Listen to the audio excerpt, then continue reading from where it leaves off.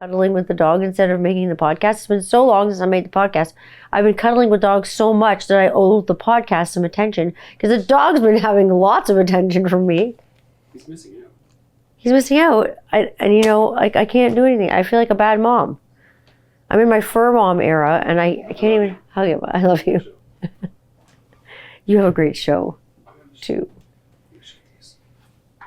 Close the gates. Close the gates. It's like I feel like this is the beginning of Frozen.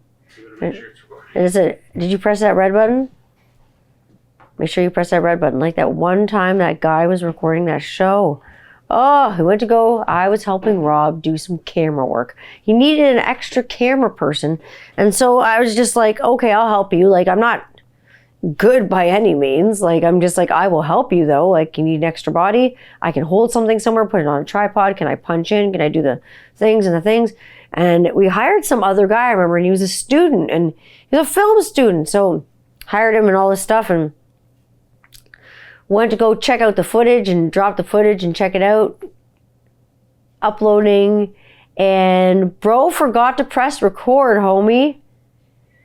Yeah, side note, anyways, that was a sidetrack story. Fucking holy Hannah, Montana. It's been a fucking hot, wet Canadian summer. And it's been a hot fucking minute since I've talked to any of y'all because, like, I took a little time off, like I see. It's been a while since we last convened here, you, me, and this is definitely long overdue and has been written and rewritten 150 different times in 150 different ways, but more like extended, bigger, longer, uncut, like South Park style. Like, let's do it.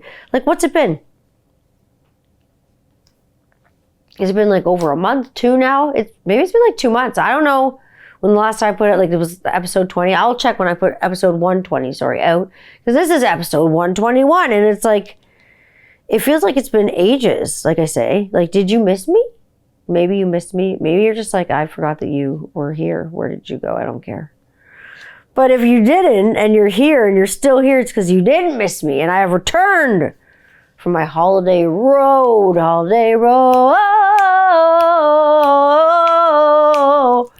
my God, I had a lot of holidays over the summer, and then, like, this fall that's been coming. Late summer, early summer, all that stuff. I've had a lot of holidays, and that has actually really contributed to the fact why I can come back and be here with you fine folks doing a podcast. Because as I return from my holidays, I'm relaxed and I'm less stressed. This was the doctor's orders. We'll talk about that later. So you get another fine episode of 21st Century Rocker Mom Podcast with me, your host, Tanya Candler. I'm here with you, the one and only, always, not always here, but I'm here, Come on, let's be real. So many things have been happening. Changes. So many changes. Scary at first, definitely scary at first. And then you realize that the changes are necessary. And then when you make them, they're not scary like any longer because you feel like it's like, okay, I just found out the necessity of that change and how important it was. And then when it happens, okay, that's not scary anymore. That was like needed. So it's been a particularly lovely summer, I will say. It was in Bobcaygeon when I saw the constellation. Just kidding. A little Canadiana for you there. I'm joking. But I didn't actually travel to Bobcaygeon. However, I did go to the home of the hip. I went to Kingston, Ontario. Yes. Kingston, Ontario, home of limestone and home of ghosts. Did not know, precursor to Kingston, that Kingston is one of the most haunted ass cities in Canada. In our fucking country, it is the most haunted city. Most of all, there's history. It's a seaport city. Lots of bad stuff. I'm just going to have some snacks with you here. Got tea poured because I'm comfortable, we're comfortable with each other. It's supposed to taste like a popsicle. Now, while I hadn't been to Kingston since like I was a little kid, I really didn't care, I guess. I didn't really put a lot of energy into to know a lot of knowledge about Kingston. As I was passing through Kingston, and I said, honestly, we need to stop. We need to stop. We need to stop right now. Too tired in the car, you know. It's time to stop. Stop. Stayed at a beautiful hotel in Kingston, Ontario. It's beautiful there. But I did not know, like I say, it was so haunted. I knew about the penitentiary. I knew about the prisons up there, but I didn't know about all the other things. Now, other than the penitentiary, it's known as the limestone town, built primarily, like I say, on limestone. Well, I got my education on this vacation. I will say that. And holy, unholy fuck. Sometimes we learn hard and fast. And I always seem to be the kind of girl who learns the hard way. I don't know why. That is generally my way. So we get there, I say, en route to Ottawa, final destination. Just needed that night to break in between, explore, relax, whatever. Well, I was starting to feel like shit. I think I was getting sick a little bit. I was like in denial because I was just like, I'm fine. So I like took some allergies and I took some allergy medication and I took some edibles and I was just like, I'm fine. We're in Canada. We're in Ontario, so I can like vape and stuff like that. So I'm like, whatever, this is discreet. I can smoke a little bit of the devil's lettuce and no one's going to give a shit. So whatever. Even in Kingston, I could go out, you know, everybody's sleeping. I can head out for a little walk, smoke a joint, whatever. But we get there, like I say, I take an edible, taking some sights. Our hotel was waterfront with this huge patio. And although the iron lung was malfunctioning a bit, I could like vape and stuff like that. More on that later. There was enough places that I could go and, like I say, pollute myself. And there was like a cake place there that sold cake by the slice. So of course I had the munchies. And this guy had cake, fresh baked, beautiful cakes by the slice for like $2 a slice. So of course, did I get my treats of cake and like my weight in cake? Yeah, I gained 20 fucking pounds this summer. And you know what? I'm proud of it. I don't give a flying shit. Because you know what? The body I have is the body I have. And I'm happy with it. No one has to actually like it except me, to be perfectly honest. At the end of the day, it doesn't matter what anyone thinks about you or gives a fuck about you. Because you have to love you before anybody else does. I'm just putting it out there for you. So yeah, Cake Man, amazing. Kingston Cake Man. I visited a craft soap shop. There was a craft soap shop up there making all their own cold pressed soaps. And I'm just like, how do you stay sustainable? It was great to chat business, beard oil. Cool. I ran into my cousin. It was great. She's a hairdresser. So getting some products up to Kingston, which is great. And then down by the harbor, because we were down by the harbor, we were staying by like the shore, the harbor, and our hotel was waterfront. But then going down to walk by the harbor, holy shit, there were so many fucking boats there. It looked like the Catalina fucking wine mixer. It's like boats and hoes. It was amazing. And now we had a lot of like sightseeing, which was amazing. And it's like a harbor town, so it's like it reminds me of my dad. It's like no matter where I go, there's some reminder of like my dad, and you know, and that's fine with me. And then, you know, everywhere I go, I always get recognized, as I call it, or recognized, because someone will know me either from the bands or from Rockaholic or from the podcast or from whatever, you know, whatever. So I'm walking across the street in Kingston. I'm just minding my beeswax, just, you know, finished up supper. I think I had a Shirley Temple or two, like just virgin drinks, but I love me some Shirley Temples. What can I say?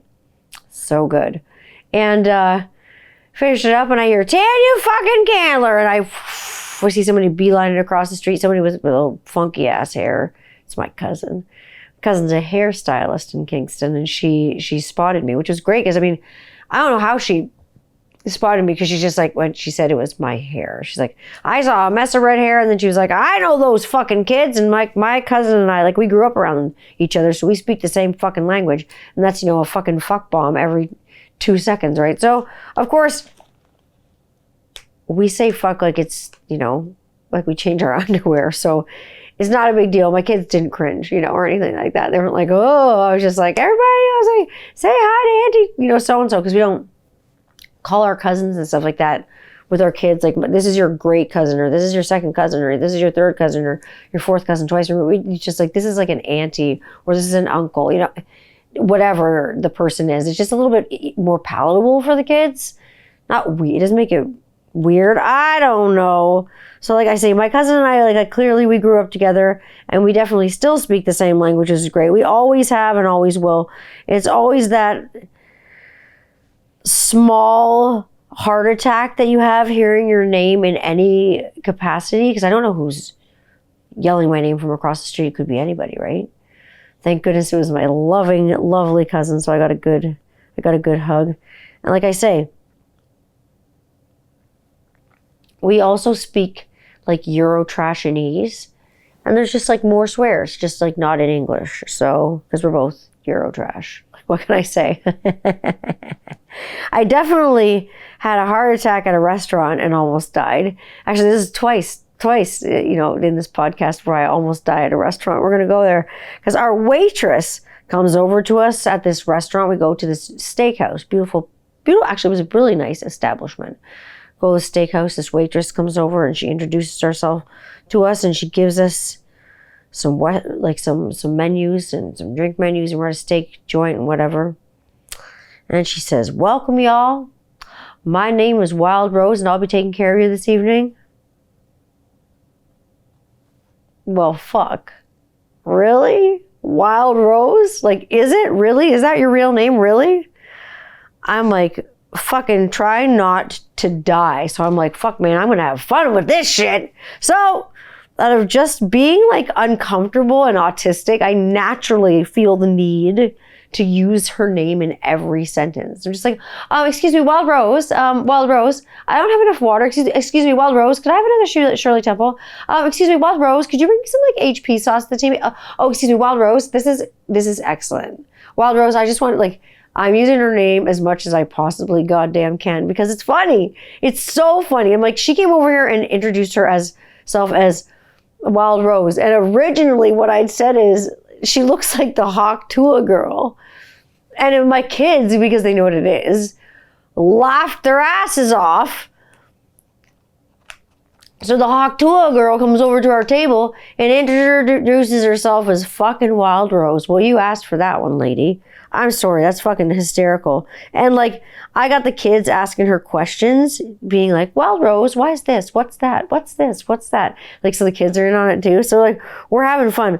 This fucking girl probably wanted to fucking kill me so hard for being such an asshole and 100% taking the piss. But man, you come to my table and introduce yourself as Wild Rose. So I ran with that shit, man. I ran with it. And it was like definitely an eating trip, this trip that I went on when we ended up to getting to Ottawa and everything. Like from London to Ottawa was like, and back was the biggest eating trip ever. I blamed that whole trip for all the weight that I gained. Just kidding. But like really, I ate so much and I drank Shirley Temples. I think I had a Shirley Temple every single restaurant I went to. So it was like the great friggin' Shirley Temple tour. It was amazing. So many things were enjoyed. Pizzas in a single bound, beaver tails, an entire burrata cheese on a pizza, like an entire burrata. It was ignorant. Burrata cheese, prosciutto, arugula, olive oil, basil, just so good. A little bit of drizzle of fresh parm. It was amazing. Some really good pizza places there. We had gone on YouTube.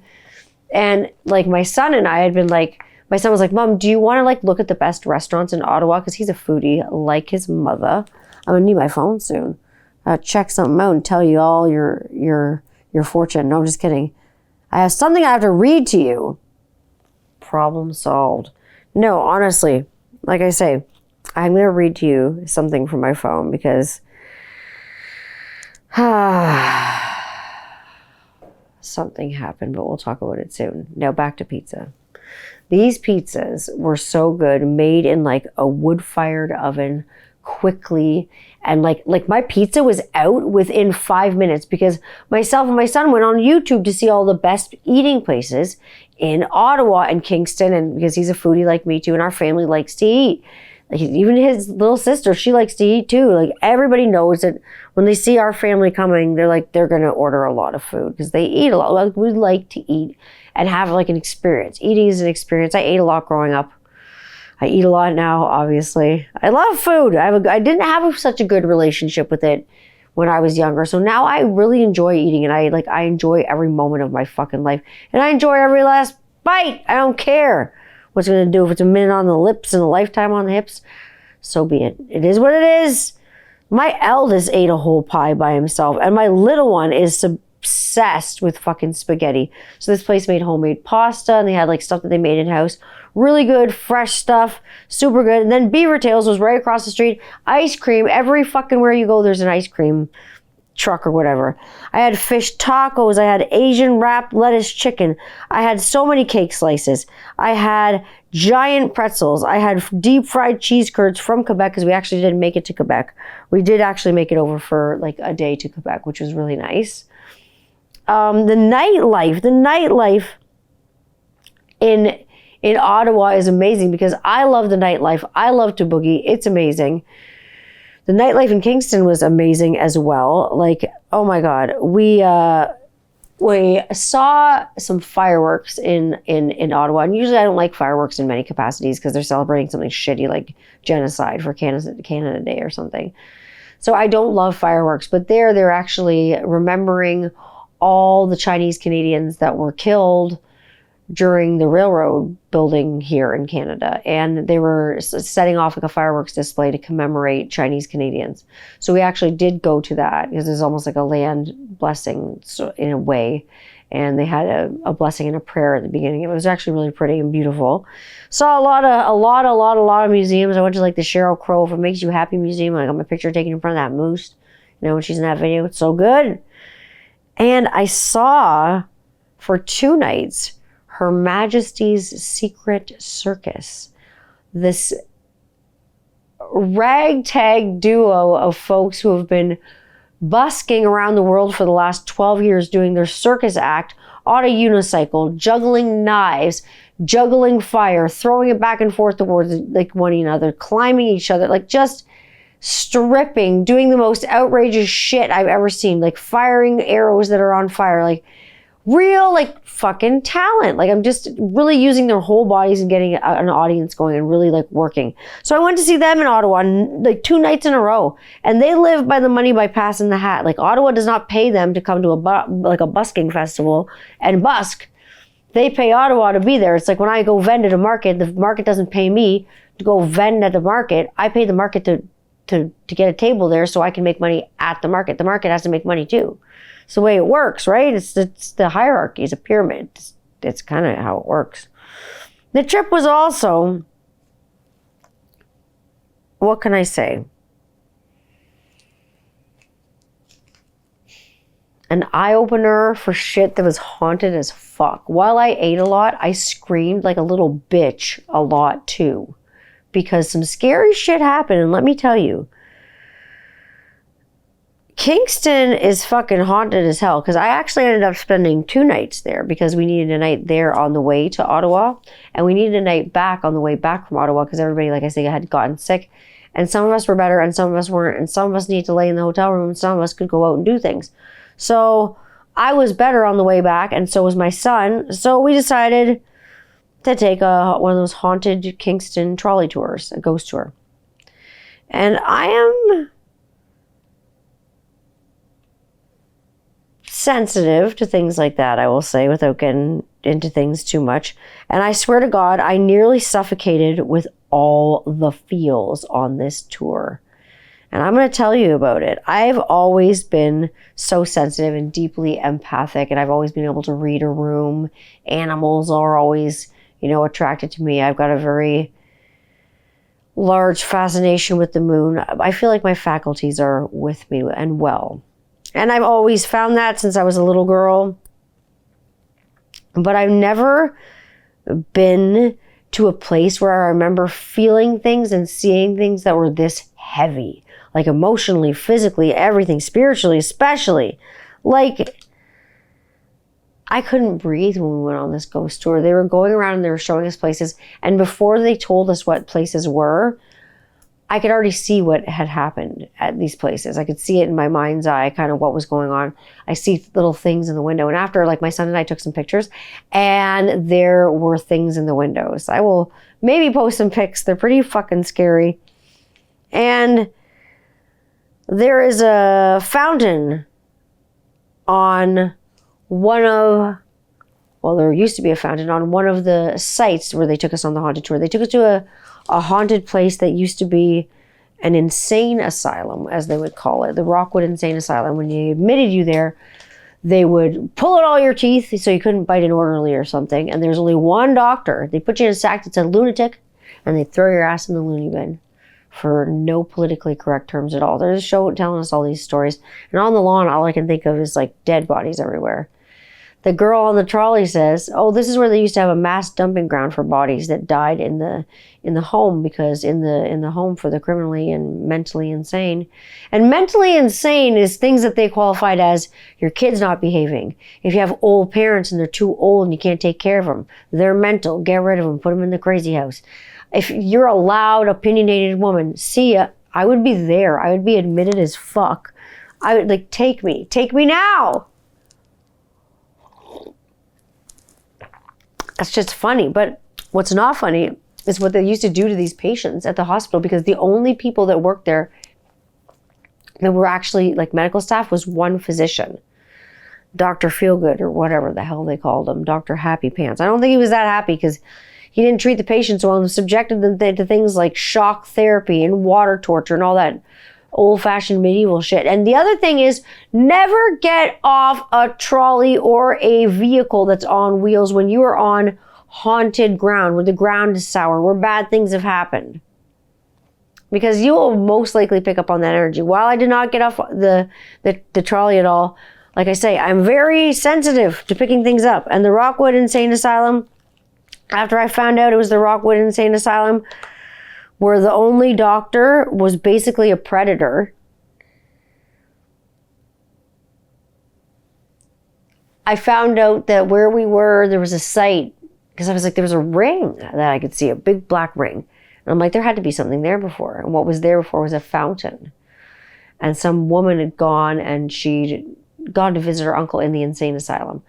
Gone and left her kids, who were big enough to know not to get into a fountain, just outside playing by it. Well, when she came out, they did both drown in the fountain. And the fountain's only like this deep. These kids could have stood up in the fountain. They think that a malevolent force from the bodies and the people that had been executed and kind of left for dead on the lawn as a mass dumping ground for bodies, which is crazy.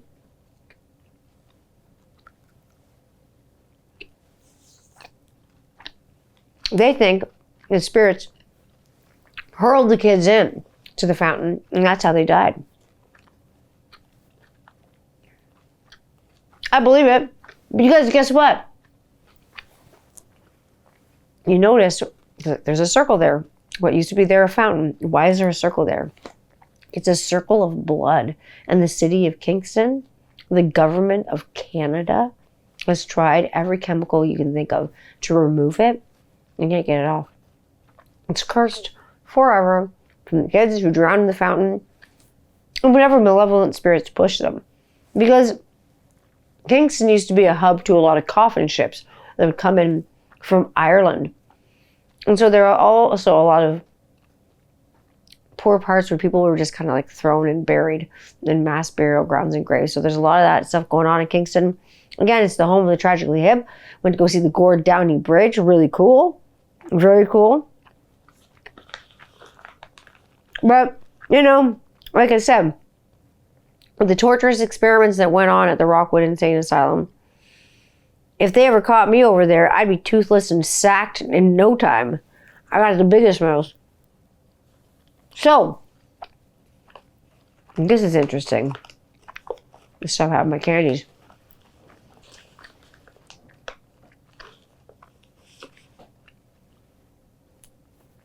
This show has a lot to do with true crime. So if you don't like true crime, probably tune out because you're not going to love this. But if you do, stick around. This is a spooky one. It's freaking. We visited the penitentiary, which housed some of the worst criminals in the world. The Kingston Pen it's not operational any longer, but it housed some of the world's worst criminals and killers and sexual predators. We even saw the women's prison. And the women's prison is crazy. Now, if you're from Canada, and even if you're not, because I know a lot of my American friends know these stories, these penitentiaries once housed Canada's cold-blooded, most infamous cold-blooded killers, Ken and Barbie killers, Karla Homolka and Paul Bernardo. They were charged with 3 murders. He was also known as the Scarborough Rapist. So trigger warning, we're gonna get upsetting for a little bit here. 3 teenage girls. They most notably murdered Kristen French, Leslie Mahaffey, and Karla Homolka's own sister, Tammy, on Christmas Eve. I'm not going to go and dive into the details of those things because they are truly, absolutely horrific. And they are truly for another episode where there are more trigger warnings because that's already like enough. Most of those girls were kidnapped very close to their homes, the ones that were taken. One girl was taken right off of her front porch. Their parents locked her out for coming home too late, taken by Paul Bernardo. Who knows how many victims he had, but like I say, Ken and Barbie Killers, check that out, watch it. You can see that. It's on Crave, I think, right now, which is probably Hulu for a lot of people. If you don't know what happened in Canada, there are a lot of, like I say, Canada's worst, one of our worst crimes ever. We've got a lot of bad crimes, but that is one of the worst crimes in Canada, definitely, because it involves so many young girls. And like coming up with tomorrow is being the day of reconciliation for Canada with residential schools and everything like that, especially with murdered and missing Indigenous women. We've had some really bad crimes happen to especially women in Canada. That's why these crimes hit hard, so hard at home. And seeing these things in Ottawa, how they've changed things, especially on account of, speaking of being haunted, murdered, missing, and Indigenous women and residential schools and horrible things that Canadians did to actual Indigenous Canadians, people that were here first, that this is their land. Most people who are not Canadian don't, and some people who are Canadian don't understand that we as Canadians, white people, are living on stolen land that used to belong to Indigenous people that we're tricked out of. We learn it a different way in school. It gets really whitewashed. I'm sure Americans learn it a totally different way in school too. I'm sure, again, it gets whitewashed, gets painted over. Oh, it was a fair trade. We traded you for this and we traded you for that. Tradesies, there you go. Now we get this. No, that's not actually how it worked. It didn't work very good. It didn't turn out well. And so Canadians will be forever trying to reconcile the shit that they've done to Indigenous people, and especially like Indigenous women, but Indigenous people on the whole, and continue to reconcile for Orange Shirt Day. So tomorrow on Monday, whenever this podcast comes out, I don't know when it will be, but Monday on the 30th is Orange Shirt Day, we call it here, or Day for Truth and Reconciliation as far as residential schools go. And I've done shows on residential schools before. If you don't educate yourself on residential schools, you should. If you haven't, you should listen to Indigenous voices. You shouldn't listen to white people like me. Listen to Indigenous voices and get yourselves educated on that. I know in the U.S. you call Indigenous folks American Indians. Again, listen to their voices. Listen to what they say about their culture and heritage. Fascinating, and find out what your part in history was. Very interesting because, once we pull the veil back on certain situations, it can't be undone, and it's very tragic and graphic, and it's got many layers, but these are pieces of Canada that no one should ever forget. These are innocent people that should never be forgotten, ever. Now, like all my friends, and I should say, I guess my unalive pals in Kingston, I saw a girl who had a flickering light. Out of all the people that I saw in Kingston that were not alive, I didn't realize that this girl was not alive. There was a hotel there that had burnt down and they've rebuilt it since. And in one of the rooms, I just saw like a girl with a lantern. Like I saw like a light in a window. And I said to the tour guide on the bus, did you see the light in that window there? And she's like, what room? And I was like, that one on the end there. And she's like, oh my God. And I'm like, why? So the girl, I guess, who was holding the light, used to be the daughter of people who had owned this hotel. Mother and father owned this hotel, and there's their only daughter, and she liked to help them run the hotel. And she had fallen fancy for some gentleman who was a sailor, but he was kind of a badass. Parents didn't like him, so she'd always leave a lantern, an oil lamp, at the window to let him know that she was ready for courting time. And he'd come over to her house and come up to the hotel, and they'd go and be away together for the night, and she'd come back, and and that was her signal or whatever. So one night she left the candle in the window, and again, Kingston being a port town, being windy by the sea there, by the water, a big gust of wind came and blew it over and lit her drapes on fire and lit everything on fire, and that's how the hotel burnt down. Killed everybody, including her. Her gentleman suitor never came to call. Died. As the hotel was rebuilt, though, people kept noticing a light in the window of the room that she used to stay in, that she used to live in. That was her room. Her parents owned the hotel, and that was the window I saw a candle in. So I shit myself a little bit. At the tour guide shit herself, I think a little bit. I think there was a lot of shitting ourselves. And then, like I say, there was a place we visited called Skeleton Park. And it was, like I say, it was a mass burial site for people that had been on the coffin ships coming over from Ireland. So what that is was a lot of Irish immigrants came to Canada because of the potato famine. But they called them coffin ships because most people arrived here in Canada dead.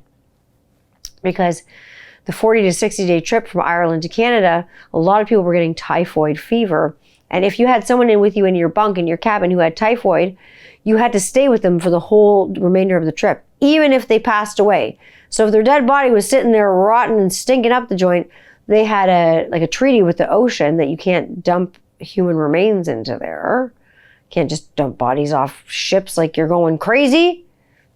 So they didn't.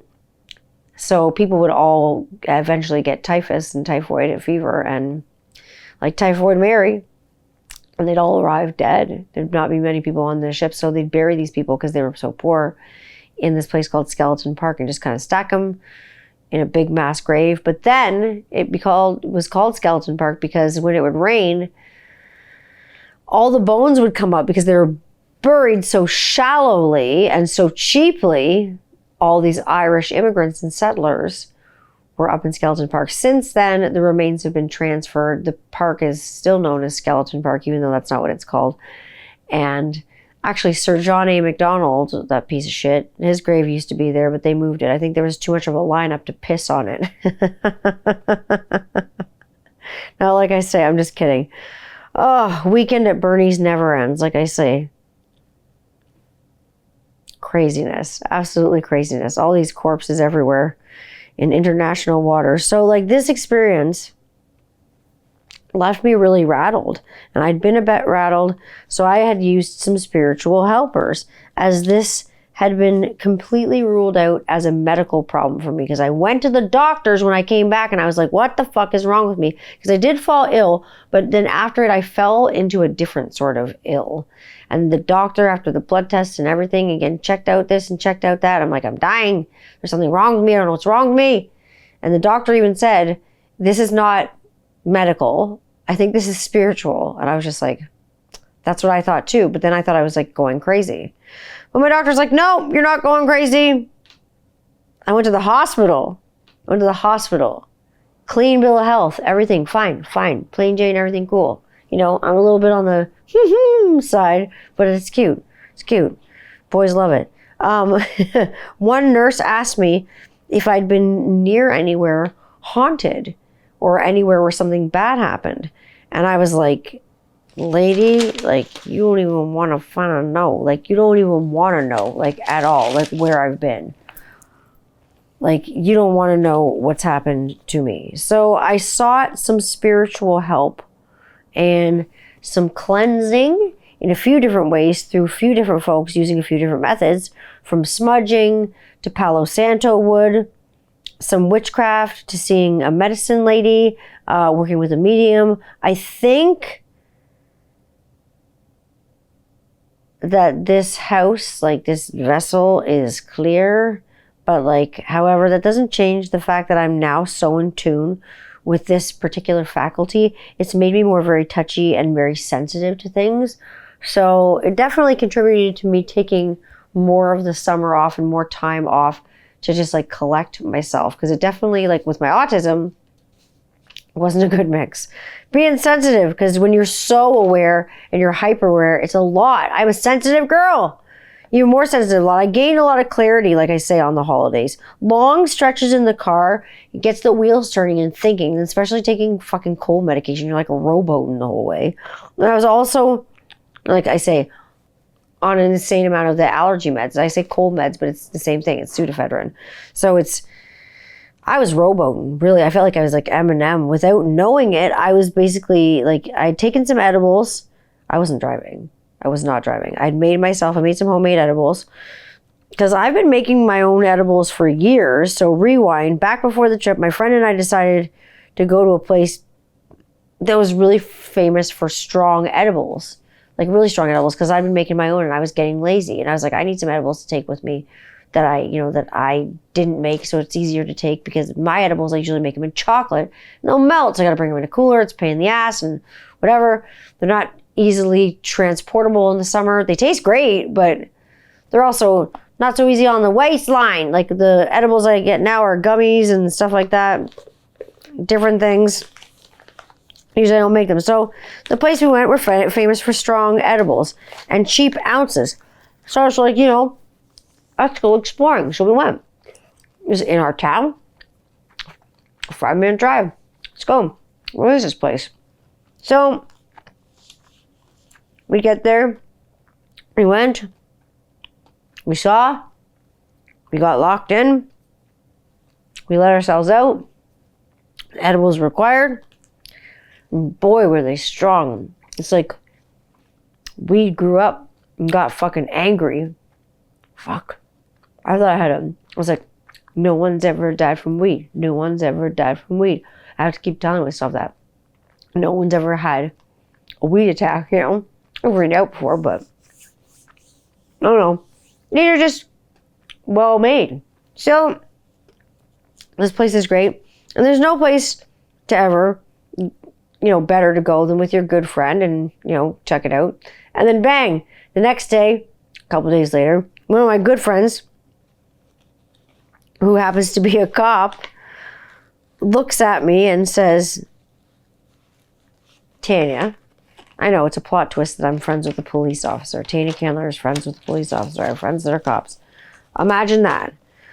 I was over at his place the other day and our kids hang out.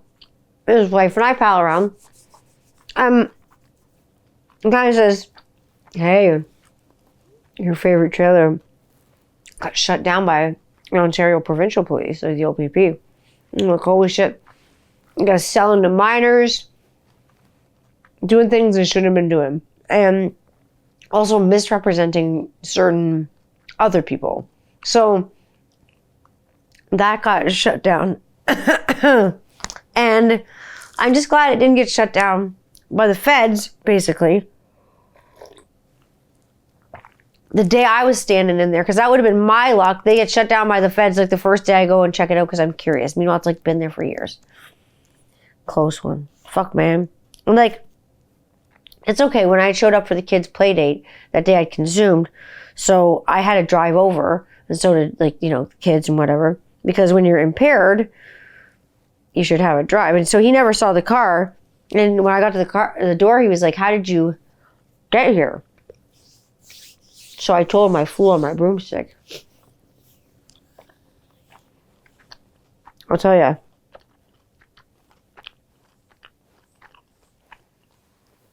I'm counting my lucky stars when I wasn't there for a drug bust, because we had a good laugh about it. And then, things like that are so fleeting. Why wouldn't you laugh at it? So nothing happened. To me, I wasn't doing anything wrong. I wasn't there.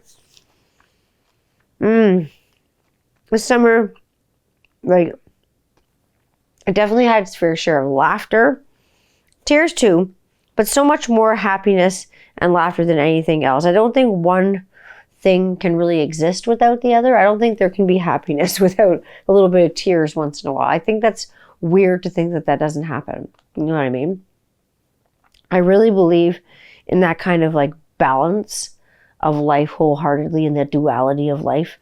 This summer's hilarious because this summer, like, I always went on trips when I was a kid a lot. And my mom was obsessed with renting cars to go on trips, even though we owned cars, our own cars, many of them. But they didn't have the air conditioning as cold as she wanted. And she didn't feel safe unless it was a brand new car. Brand new car. Couldn't be a few years old. Had to be brand spanking. So Maria was obsessed with renting fucking cars and taking back roads. And I'll tell you, nothing has changed to this day. I will be 42 years old in fucking January, for crying out Pete. And my mom, who will be 72 years old in fucking February, still loves to rent cars and just go places for the day. She's so funny. She'll rent a car or she'll come rolling up in it and then she'll like tell me where she's going like for the day. And I commend her because it's good that she's going out and she's doing things and she's going on day trips and stuff like that. But I still think it's so funny that the obsession with renting cars, the money she spent on renting cars through the years, she could buy herself like 1 million cars. Oh, my mom. Oh, she makes me laugh. She makes me laugh. Summers for me as a kid always seemed huge no matter what we did. Because my parents always made summer seem ginormous for us. They made it fun. It actually, for me, that's been no exception. Too quick though, but fabulous. Too fast. Like it just flew by this summer. I took some time off for the summer and like the fall here to recharge. And that included slowing down. This was like exceptionally hard for me because all I want to do all the time is go, go, go. And my mind and body wants to go, go, go. But sometimes I just can't because sometimes my spirit says no, no, no. And my medium and my spiritual healer said no, no, no. My doctor said slow, slow, slow. And my kids even said slow the fuck down because I've done so much of the same things with my kids as I did as a kid. Like myself, I've also slowed down and realized that I'm doing things with my kids that I never had the privilege of doing myself as a child. So that's really good. But it's also good to teach your kids that they should know their privilege and know like what they're getting and know that you did not have this. And I'll tell them all the time, like, mom and dad didn't have this, or like, mommy didn't get this. I didn't have this when I was a little kid. No, this was unheard of. You know, it's just a good idea. Make them aware of the privilege. Free, because like was in style when I was a kid. When my parents were like, yo, what can we do that's free? You know, like, however, we own a cottage. So there was always that and always a fail safe. And my mom was generally in charge of the shit and the summer and the plans. And my mom and my Oma were in charge of us in the summer. So my dad was always working. My dad worked a lot. He worked for himself, like just like I do. So I understand like the slug in it and sometimes not being able to be there, but being there as much as you can when you can. I mean, he'd come up and spend the whole weekend with us at the cottage, or he'd spend like 3 days, but then he'd be like working for like 5, you know, and 16-hour days, like hard fucking days. He was a carpenter. He worked for himself. He built houses. He's crazy.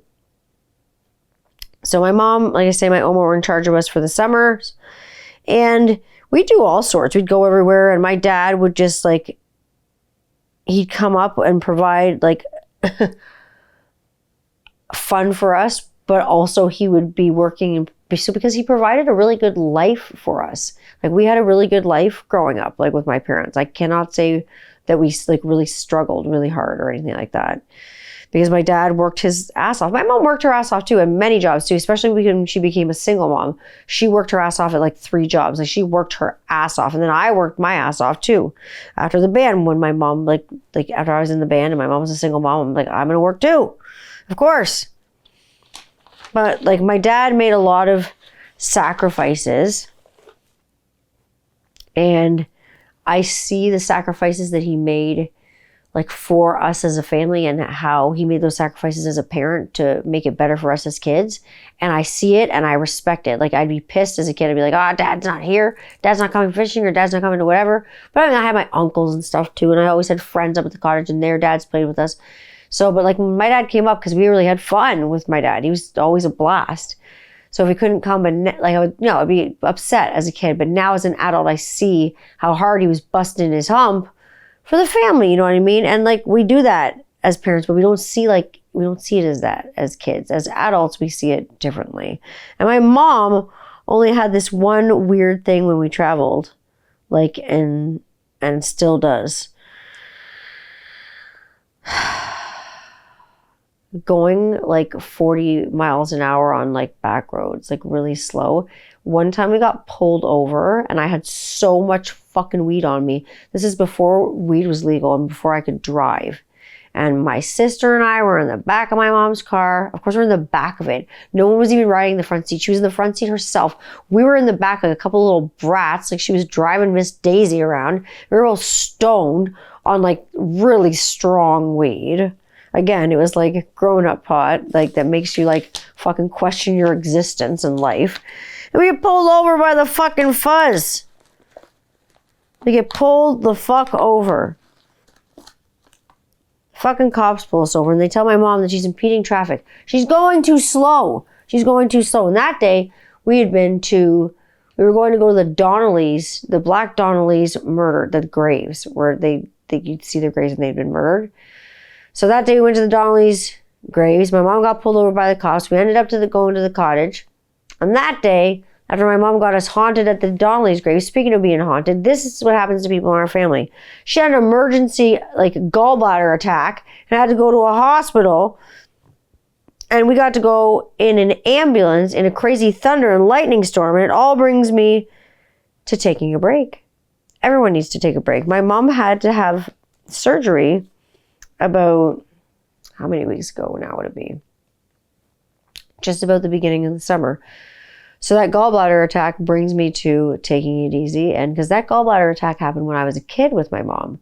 Young kid. I was just maybe 14, 13, something like that.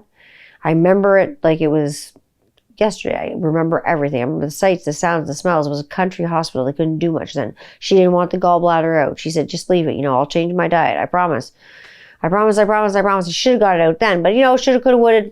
We do those things. And she didn't get it out. So like I say, at the beginning of the summer, my mom had such a bad gallbladder attack that she had to have it out like in an emergency situation. So she had to have laparoscopic surgery. They do 3 or 4 lap sites. And they take it out with a little like laser laparoscopy, like noodly looking straw thing.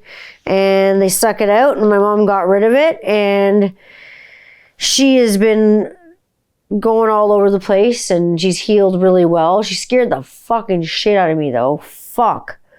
Like, but she scares the shit out of me on a regular basis with health shit. Like I tell her like I'm not ready to be like a fucking orphan because my dad's like gone and everything. And like I'm fucking serious. Like, I'm just like not pissed off and like on the rag. I'm like, listen, mom, you do weird, crazy stuff that is crazy for your health. Don't do it. Behave your damn self. I'm not ready to be an only orphan. Like to have no parents. No. I understand the parents or people do. They do a lot of dumb shit. I just have a healthcare, like I say, and it was a big, major healthcare scare.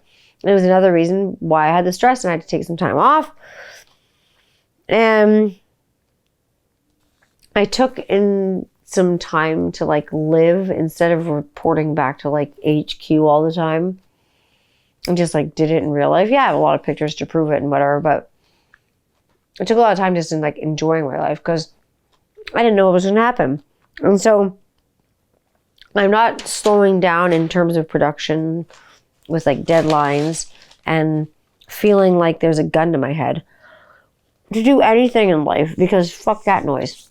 I don't like that. I like deadlines. I give myself my own deadlines, but I don't let anybody else give me a deadline.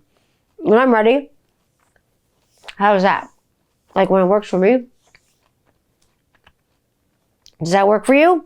I hope so. When I feel it, I do it. That's how it goes.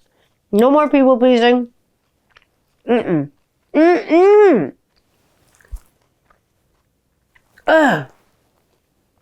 realized so hard that like doing too much of that, it's toxic for anyone and the people pleasing thing. and being a yes man to everything, not to situations and saying, like, hey, say no to going out, be a shut-in. No, people-pleasing people and just letting yourself down to people-please others who never do anything for you. No. I went cold turkey on that and I cut it off at the neck. I'm like, done. I didn't want to do that anymore. And lo and behold, you know what? I found that the people that are still around are exactly the ones I expected to be around. Lots of low maintenance people too. Not the people that are up in your grill 100% of the time. They don't need to be, but the ones that like 100 like check on you. Like once in a while even. I have one friend that lives a 7-hour plane ride away and she checks on me and I check on her on the regular. But friends 7 minutes away, they could give, like honestly, they could give half a fuck and they don't give a fuck about you. So I definitely took out the trash. I reevaluated the people in my life and I rearranged who I surround myself with and my circle of people, both in real life, online. I had to take out the trash and give 0 fucks because I don't fucking care. I really don't. It's not really affecting me in real life, business life. When I take those things out of my life, it just enriches it for me. And maybe for you too. You know, I am in the give no fucks era. And right now, you Rizlas, you got me the Riz, like the style. It comes from like charisma. That's what all the kids say. Like when you say Riz, you got that Riz, that means you got style. It's charisma. It's the Riz. You're a Rizla. Back with the kids. There will be more, I'm guessing, sniffles in this fucking household as it's like all the way like a month into school, I guess. We like double down on the antivirals and fresh juices and eat what's fresh for like what's in the season when these kind of things like school comes, because, you know, we want to make sure everybody's healthy and not getting sick because we're going to get sick inevitably. I'm at the school every day doing the diabetic care and everything like that. And the summer comes to an end. I have so many like favorite summer like movies that I watched as a kid because this summer I spent a lot of time going to the actual like movies, and I spent time a lot at the drive-in, going to the movies, taking the kids to the movies because that's fun. And like it's like 'tis the season. Some of my favorite like summer movies growing up were like things like Xanadu. I loved Xanadu with like Electric Light Orchestra and Olivia Newton-John. I loved that movie like Now and Then. That movie with those girls. It's like Stand By Me, but I love Stand By Me too. It's like Stand By Me like for girls. It's a coming of age kids movie. But like I say, it's the girls Stand By Me. Whatever. Grease, obviously. Grease is my favorite like ever. Like I love Grease. I'm such a sucker for Grease and Grease 2. You have to really like Grease to like Grease 2. Like a lot. The Craft. My son is now obsessed with The Craft. His favorite show is actually The Golden Girls, but he's obsessed with The Craft. He fucking loves it. OG Craft. And then, of course, The Sandlot. The fucking Sandlot. I love The Sandlot. It's one of my favorite movies. I find those movies help me immensely. Just kind of like going with the flow, watching some movies. These things have helped me with my health and, you know, summer coming to an end. Now that it is too, I'm doing a lot more walking, a lot of exercise, jogging daily, hitting the fucking heavy bag with a season change. And also like, you know, seasonal depression can hit you and you can also get seasonal affective disorder really bad. They call it SAD. Put in some pink tinted, you know, light bulb. I've been doing more things like movie nights with my kids and like fun things like that. Just like song writing and picking more songs.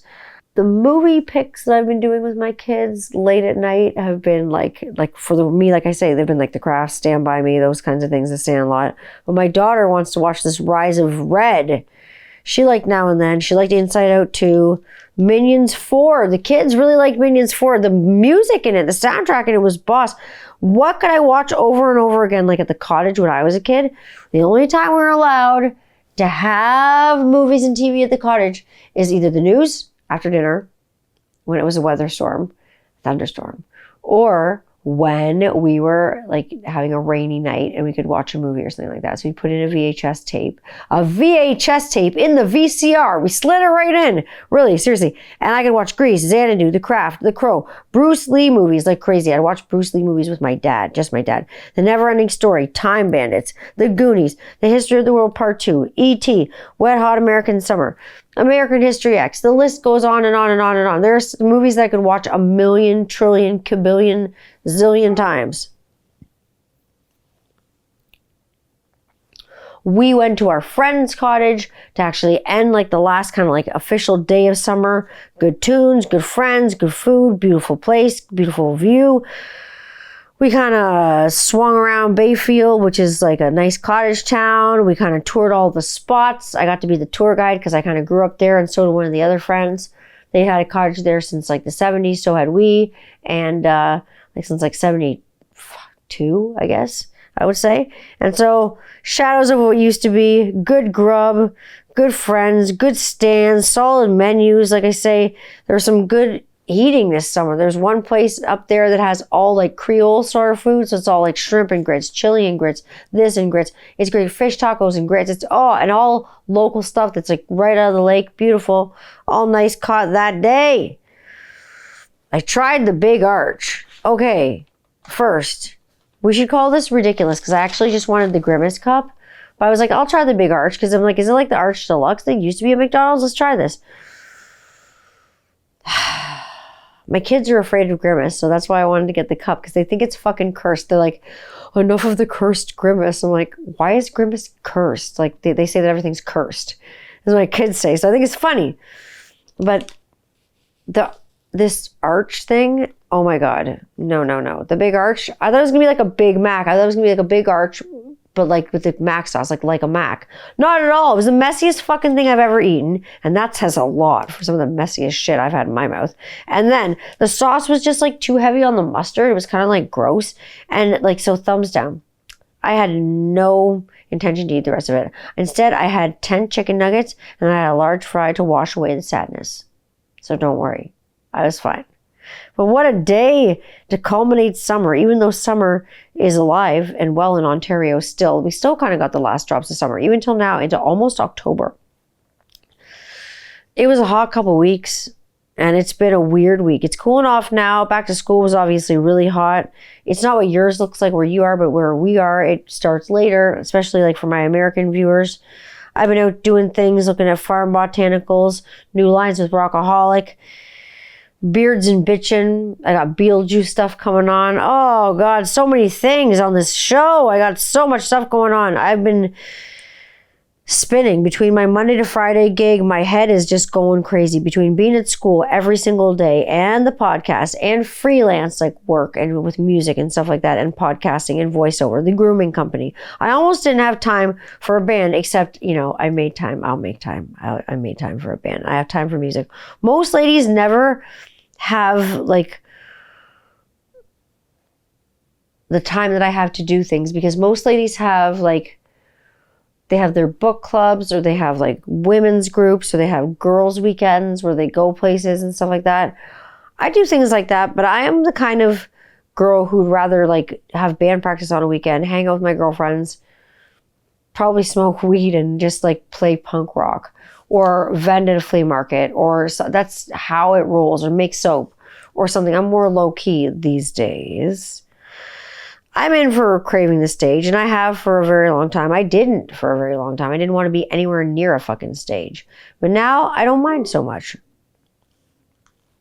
Sometimes I didn't want to be on a stage while I was fucking on it, but I was anywhere, so there you go. And as y'all know, I'm a juggler when it comes to work. I got to visit a really cool farm on the weekend, a couple weekends ago now, for plants. Yeah, it was a couple weekends ago now, and it's been plants for like an oil for the grooming company. I recorded some sounds that I needed for, other work, like my sound work. So I kind of covered more bases, and I found out what top produce actually is when buying fruits and vegetables. The best like fruit and vegetables, like when you're buying things not at Whole Foods, at farm stands. I was hanging out with farmers. I was hanging out with the farmers of Ontario and farmers of Canada and the people that really contribute to our society. People that are working with their fucking hands in the dirt and the earth. Things that are going to be included in my new products, like I say. That is coming down the pipe, which is, fantastic if you're me. So when I'm out and about for work, especially beard and hair oil product deliveries, I always stop at several like farm stands, independent farm markets, places like that. And people ask me why. Why? Yes, I love fresh produce. However, I'm like a mom and pop shop farm stand too, theoretically. Really, that's what my business is.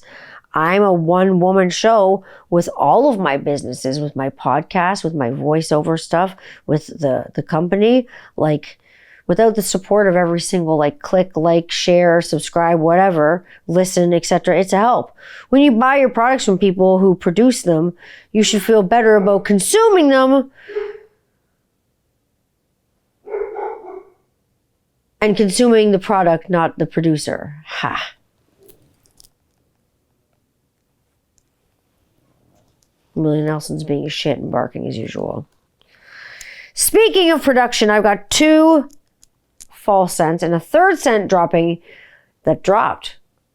They were in production for such a long time and I finally dropped them. And my sales have been amazing this weekend. And speaking of production, I had 3 new scents and butters and the, drop at the grooming company because I've been sitting on those for a little while. I've been working on them because it was 2 plus a secret scent. 2 Halloween ones, fall kind of scents, and it's the secret drop.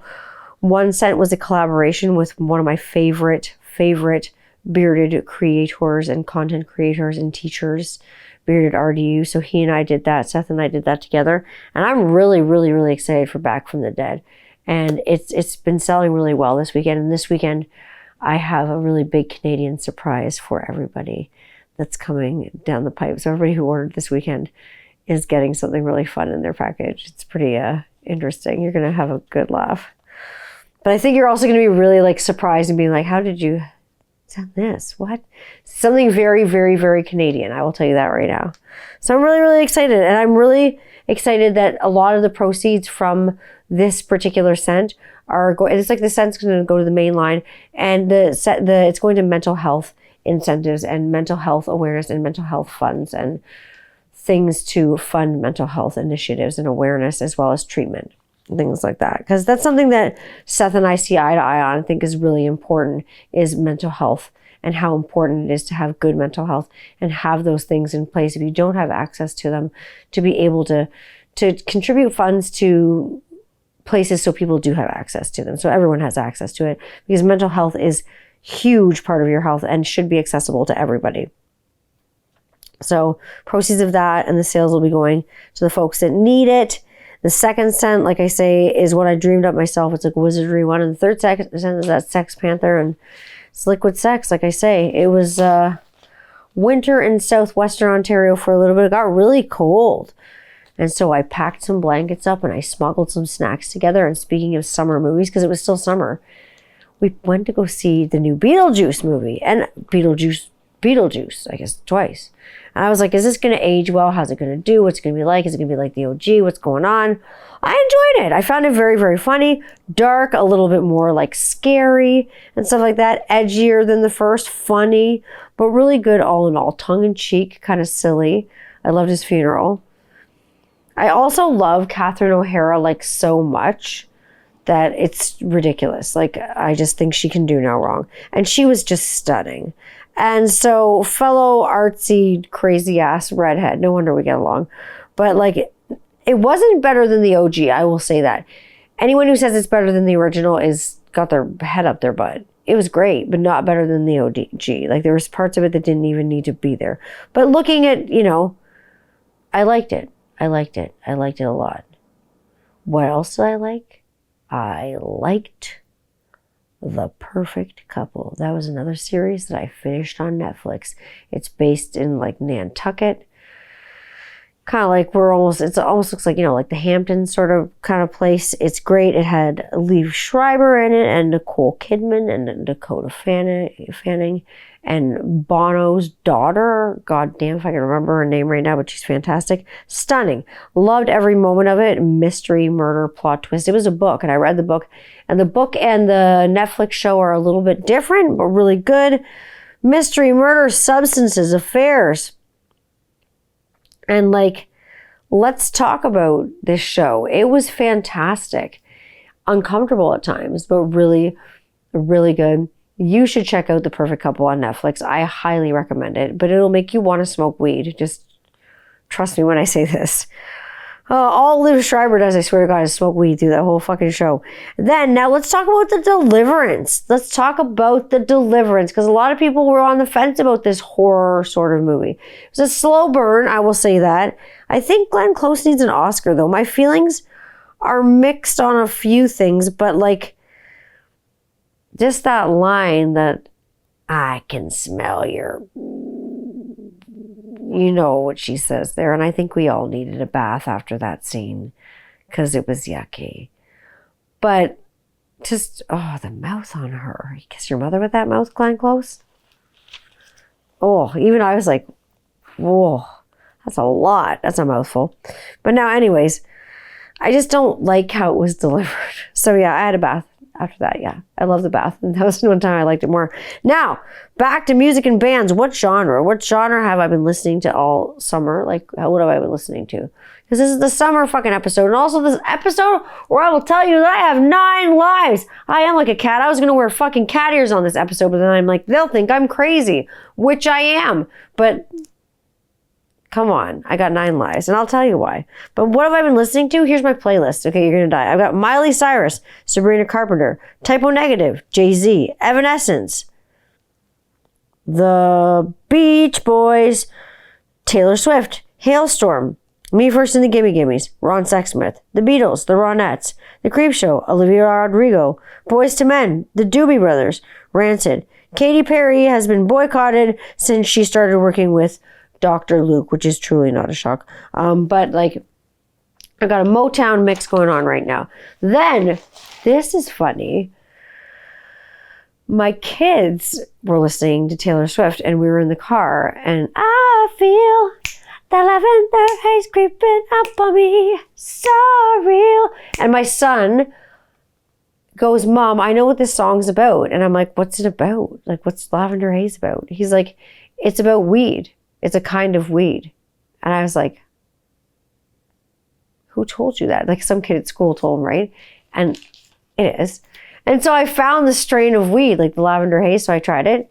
It's fucking great. It was a great strain of pot. I highly recommend it, 10 out of 10. So U-turn, hilarious. I'm glad the kids are actually well-versed in this stuff because then they know not to fucking touch it or go near it. And I've told them, don't touch it. So speaking of boycotting, here you go. I'm going to read you something hilarious. And please tell me if I'm nuts or not because it drives me crazy that people can be really ableist. And I've dealt with a lot of ableism lately with my son getting invited to birthday parties and then uninvited when he's diabetic because he's diabetic. That actually happened. Yes, it did. By a mother who didn't want to deal with it, quote unquote. So I don't love bad capitalism. I like nice, friendly capitalism. But when you're being a real asshole and also being ableist at the same time, I don't think that's cool. So let me tell you what post pissed me off. I'm not going to tell you exactly what I said, but tell me if you think this is ableist or not. Gotta find the post because it's a little bit far back.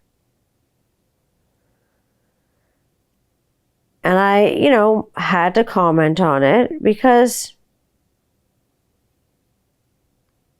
as one does, when people don't have any money, you don't tell them to stop what they're doing and stop having anything to do with trying to pay for their food. And they should take that money and they instead should use it on films. So there's this picture of a girl eating ice cream.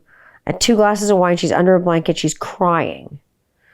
The film festival says, the world can be a cruel, sad face. The world can be a cruel place.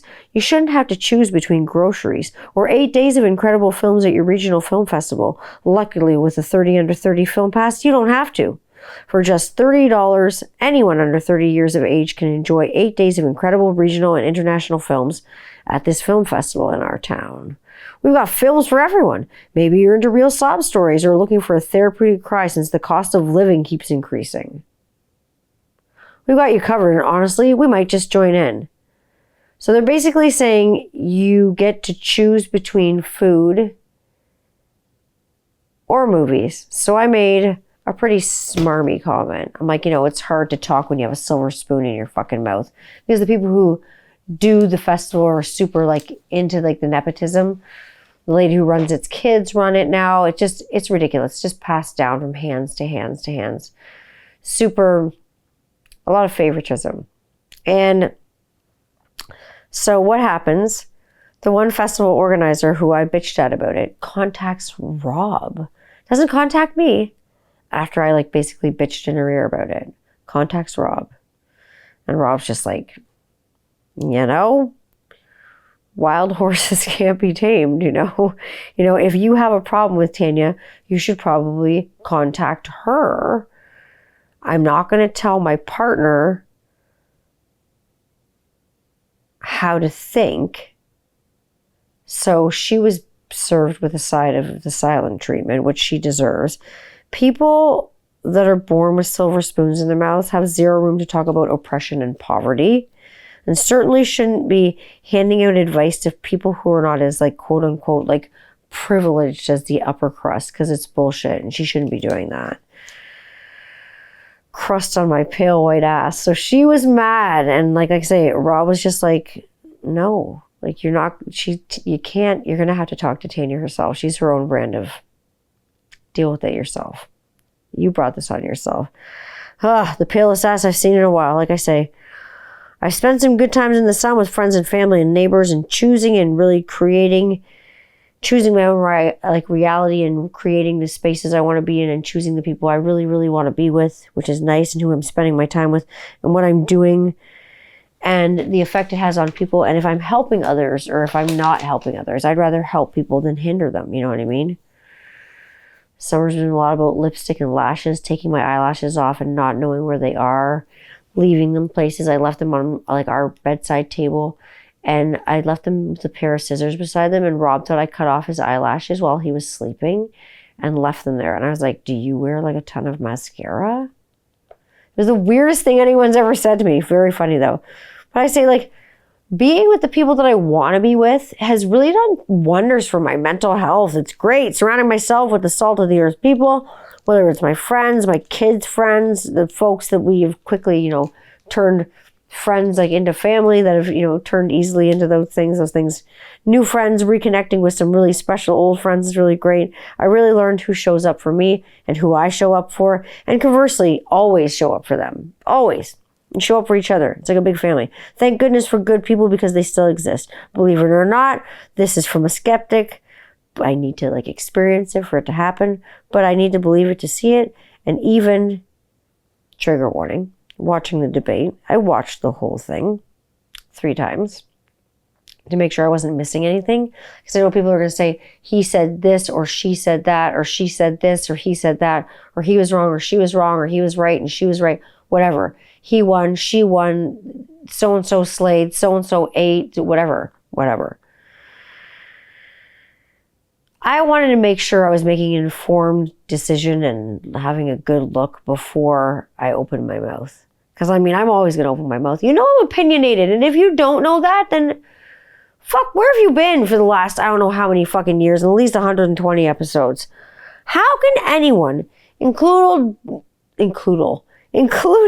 Donald Trump himself, believe one single piece of shit that came out of his mouth that entire fucking debate? It was mostly just bitching and complaining about things that he's been bitching about since 2020.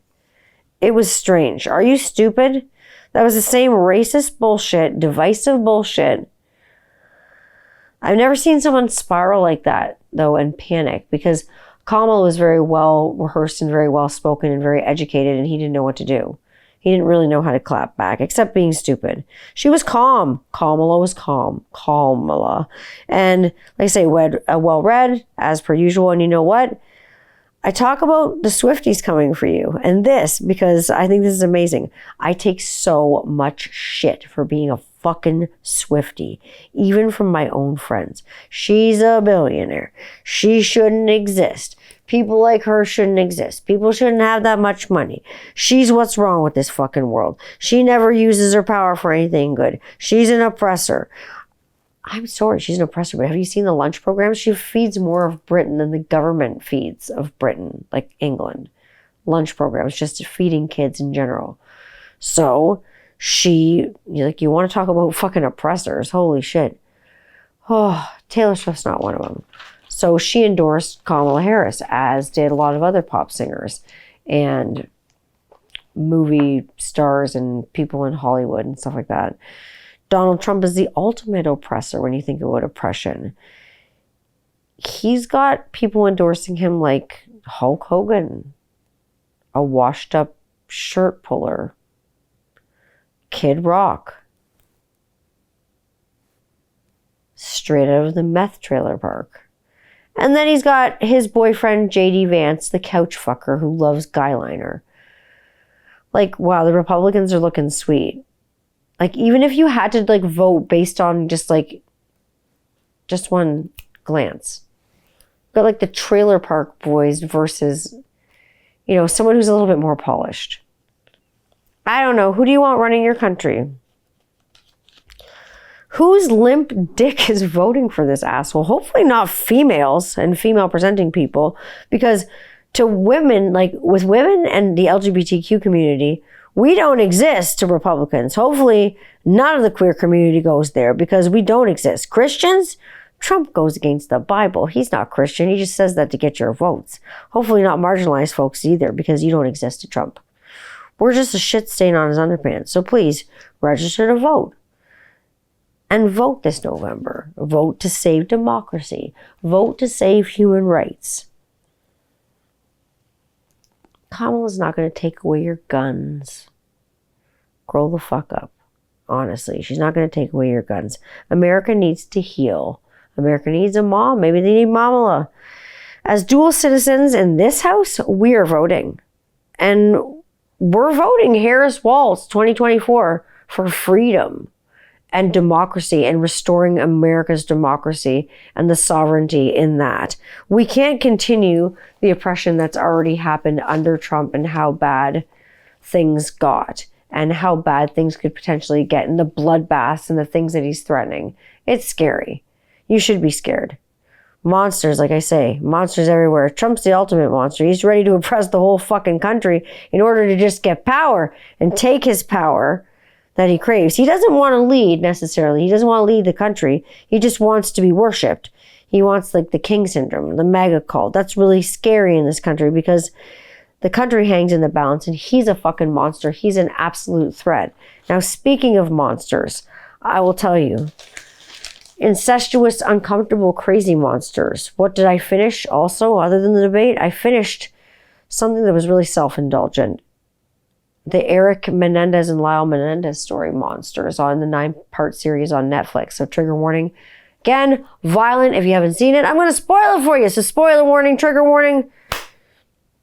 It was making people crazy. Money. That's what makes people crazy. Fuck, the Menendez brothers were about as evil as it gets, in my humble opinion. There was a lot of self-indulgence in that show. It was very incestuous. It was a bit uncomfortable at points. There was a lot of homoeroticism of Eric and Lyle Menendez, the brothers in the 80s who brutally murdered their parents, Jose and Kitty Menendez, while they were sleeping with the notion of money on the brain. Everything is going to be left to us in these wills. We better kill our parents before they kill us first. This series is poignant. It's visceral and it's well done on the whole, as well as it covered everything, as well as quite disturbing things, what drives the two brothers to brutally murder their parents. At least what they say drives them. I've done deep dives on the Menendez brothers, and there are no actual scientific facts or evidence that there was any sexual abuse from their parents whatsoever, although they allege it in the film and they allege it in books, and they still allege it to this day. However, there's no evidence, and there's a lot of evidence to point to the fact that it was made up testimony. Anyone who has a hotel party and spends $700,000 days after they brutally murdered their parents at close range with shotguns to the face, hands, blowing out their kneecaps, blowing their faces off. These kids went to excess, coke, the nepotism, the shopping, the drugs, the women, the food, the personal trainers, the sex, like everything they participated in. Insane. Rolexes, cars, girls, let's go. It's crazy. Staying at the Beverly Hills Hilton for a month, like driving up that kind of funds, and then running out of money eventually. Saying things like the mafia did it. They even call it into the cops themselves, and someone killed our parents. It's crazy. Monstrous. But what the boys endured and what they said they grew up enduring was even more monstrous, and it was quite a horror story. So a big trigger warning with this series. There is a lot of talk of alleged, I want to say alleged sexual abuse.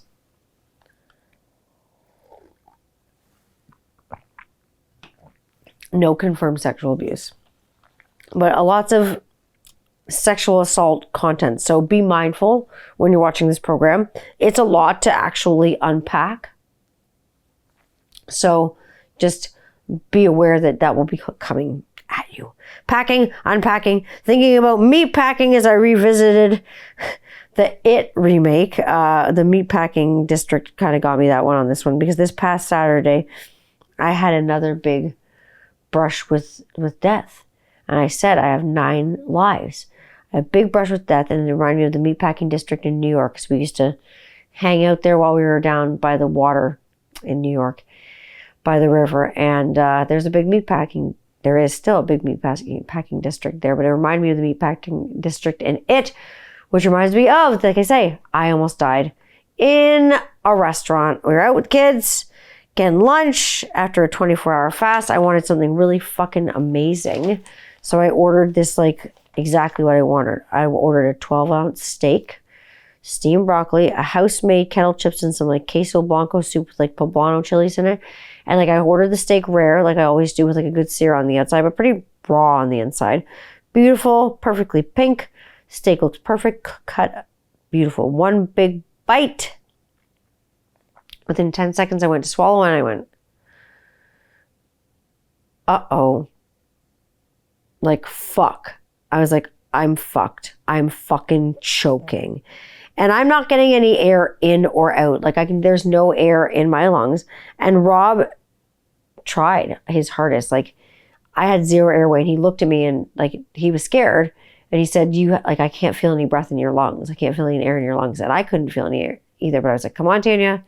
You're training this. Where's your other airway? So I started breathing through my nose really slowly, because my airway was probably only as big as, like, a kid's, like, juice box straw.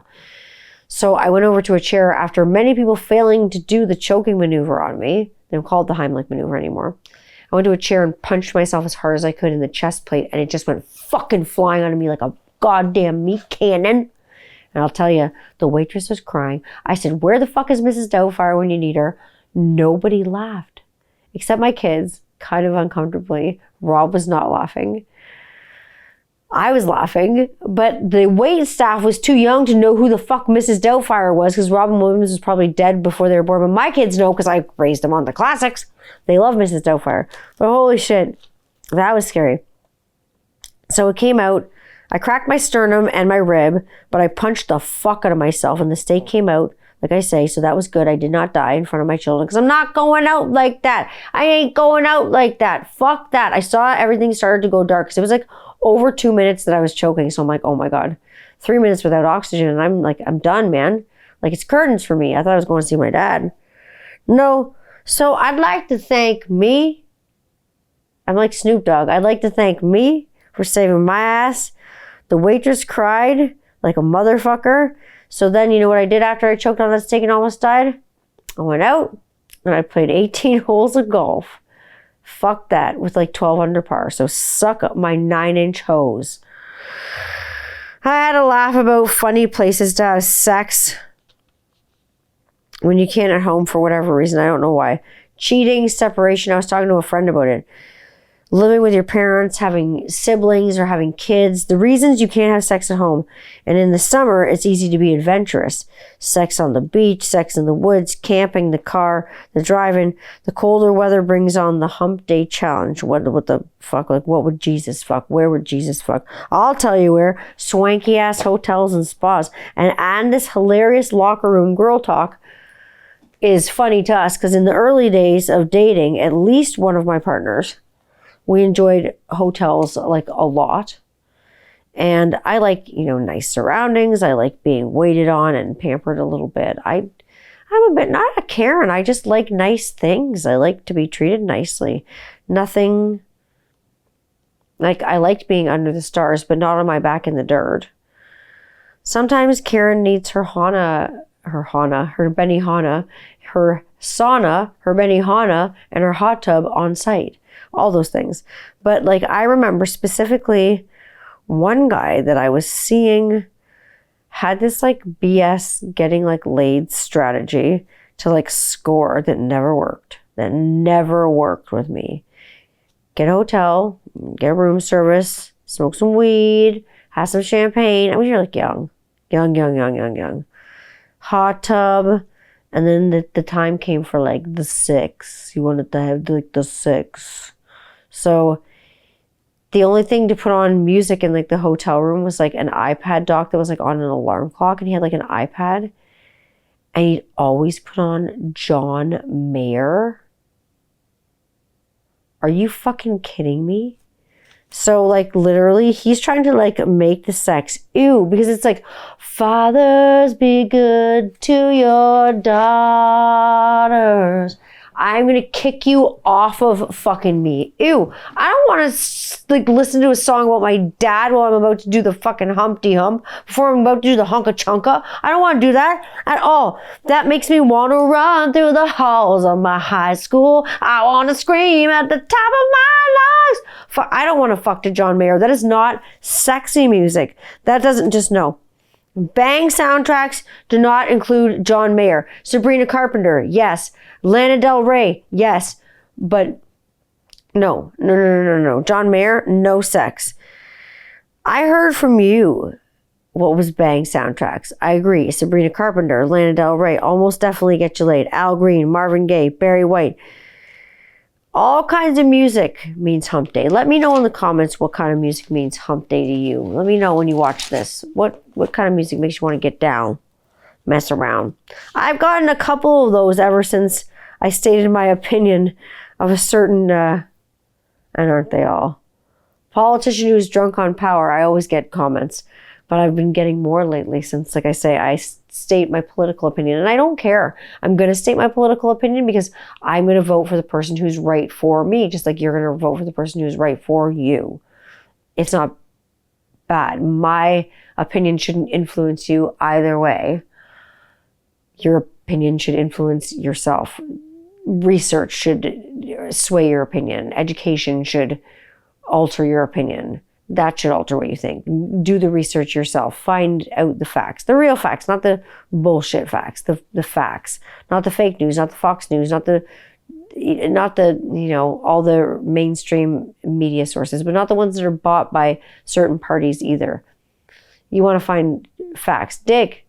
Read. You have time. If you have time to bitch, and you have time to comment, and you have time to be a little fuck, you have time to find out the truth. There's power in truth. You want the real power? You want people like that? Like, people like that who are power hungry are not real leaders. They're shit disturbers. And those who stir the shit pot generally have to lick the spoon.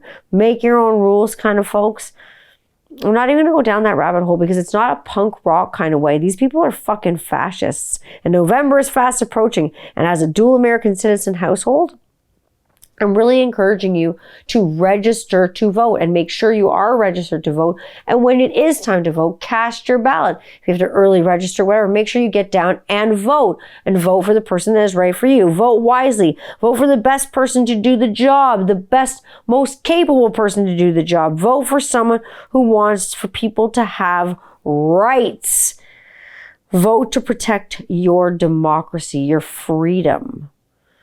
And don't throw it away by not voting. That's the stupidest thing you can do, is not vote. Don't throw it away. That's an absolute shame. Have some pride and conviction to vote. Have some pride in your country and yourself. Even if you're not a nationalist whatsoever and you don't care, vote for somebody. Especially if you're one of the folks who's yelling and screaming online. Stop being an armchair justice warrior and an armchair vigilante. And you know what? The best thing you can do is fucking vote. Get up off your armchair, get up off your ass, and vote. Go ahead and do it. I'm off to do some spooky fun things. Sit in the bubble bath. Until next time, you know where I'm at. I'm on YouTube at Tanya Candler channel. You can always find me here. Click subscribe. You'll be there. You'll see me. Then all my little videos will come up for you. At Instagram, I'm a 21st Century Rocker Mom. You can find me there. Same on TikTok. I'll be ticking and talking and doing something awfully stupid, probably getting community guidelines. Bands on TikTok at 21st Century Rocker Mom. You can find me on X at Tanya Candler or the Tanya Candler. You can find me on Threads, same 21st Century Rocker Mom. You can find me at the grooming company at the Rockaholic Grooming Company.